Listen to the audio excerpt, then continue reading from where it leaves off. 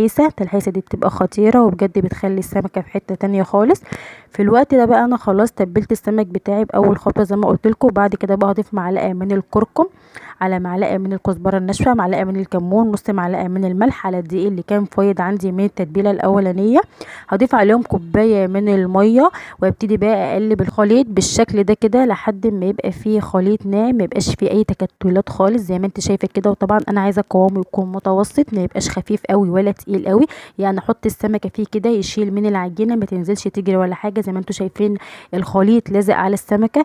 طبعا في الوقت ده بقى على ما بكون مجهزه الطاسه اللي هقلي فيها، وطبعا فيها زيت غزير جدا، هبتدي انزل بالسمك المقلي على طول. يعني يا دوبك هنزله في التلحيسه اللي احنا عملناها مع بعض، واقوم حاطاه في الطاسه على طول. هيقعد حوالي 10 دقايق على البوتاجاز زي ما انتم شايفين كده. يعني اقلبه الناحيه التانية ياخد لون دهبي كريسبي بالشكل ده كده.